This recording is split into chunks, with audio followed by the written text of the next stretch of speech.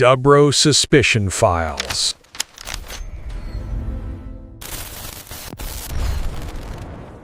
All right, today we're cracking open a case file on a guy who could be the secret architect of our digital financial world, or maybe, just maybe, its most brilliant con artist. Yep, you guessed it, we're talking about Elon Musk. So here's the big question we're tackling. Is it possible that Elon Musk secretly created Bitcoin? Like, he's the one? Or is he just an incredibly smart opportunist who figured out how to play the crypto markets for billions? Two totally different stories. To really figure this out, we're going to approach it like a real investigation.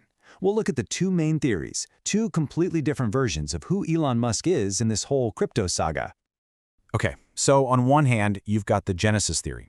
This is the wild idea that Musk is actually Satoshi Nakamoto, the legendary, mysterious creator of Bitcoin. Then, on the other hand, you have the market manipulation theory, that he's basically a master showman using his insane level of influence to move markets just for his own gain. Okay, first up, let's really dig into the case for Musk being the creator. And honestly, you might be surprised at how much circumstantial evidence there actually is. So a lot of this theory really took off thanks to a former SpaceX intern, Sahil Gupta. And his whole argument is that, look, back in 2008, very, very few people on Earth had the specific skill set needed to create Bitcoin. You needed to be an expert in economics, cryptography, and C++ programming. And guess who fits that bill? Elon Musk. But it goes deeper. Gupta argues that Bitcoin's code has this distinctive all-in-one style that's a dead ringer for Musk's early coding work on what eventually became PayPal. But, the evidence isn't just about coding styles. This is where it gets really interesting. The linguistic analysis. Take a look at this quote from Satoshi Nakamoto's original writings. I want you to pay close attention to that very specific phrase. And now, here's Elon Musk using the exact same phrase, order of magnitude. I mean, this is one of his signature sayings, a verbal tick he's used constantly for decades. Seriously, what are the odds that two completely different tech visionaries would lean on such a specific, kind of nerdy linguistic quirk? And this points to an even deeper linguistic fingerprint. See, Satoshi's writing is this really strange mix of British English, using words like bloody hard and spelling color with a U, and classic American tech speak. Well, who does that sound like? It fits Musk perfectly. He grew up using British-style English in South Africa and Canada, and then he moved to the US and got totally immersed in the Silicon Valley dialect. It's like a unique linguistic signature, right? Okay, but there's one giant glaring hole in this whole Musk is Satoshi theory, and it all comes down to the timing. The year is 2008. This is the year the Bitcoin white paper drops. It was also, without a doubt, the single worst year of Elon Musk's professional life. I mean, SpaceX was on the brink of collapse, Tesla was literally days from not making payroll, and he was personally broke. So you have to ask yourself, does it seem even remotely possible that he had the time or the mental bandwidth to also be secretly inventing a revolutionary new global currency? It's a tough sell.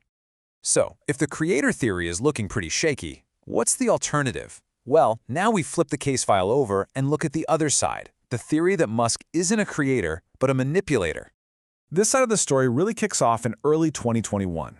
You might remember this. Tesla just drops a bomb on the financial world, announcing they'd bought $1.5 billion worth of Bitcoin. This ledger here kind of breaks down the play-by-play of what happened next.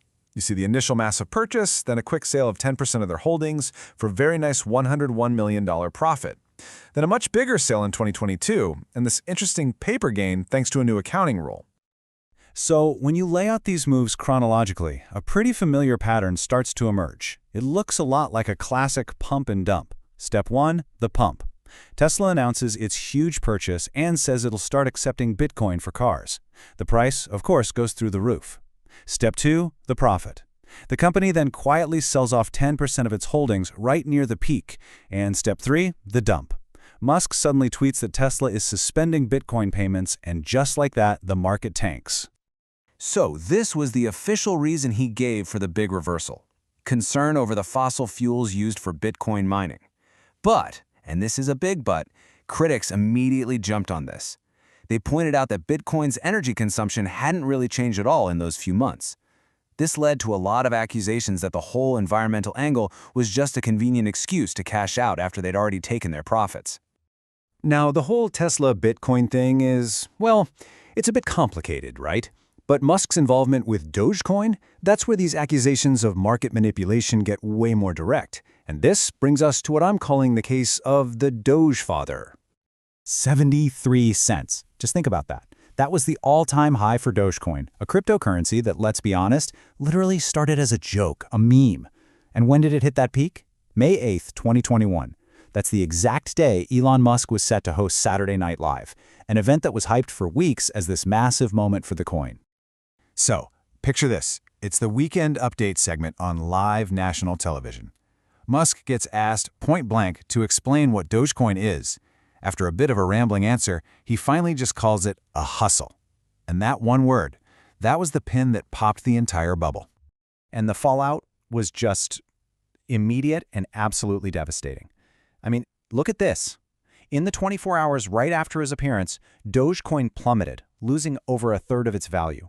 We're talking billions of dollars in value, just gone. And those losses fell hardest on the regular retail investors who had bought into the hype that, frankly, Musk himself had been fueling for months.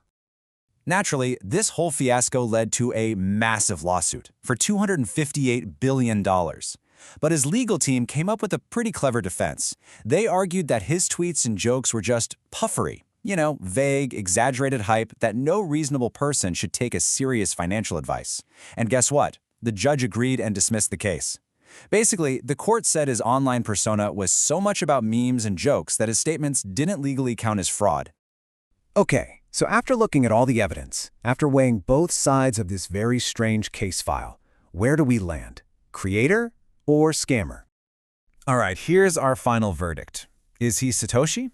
The evidence just isn't there.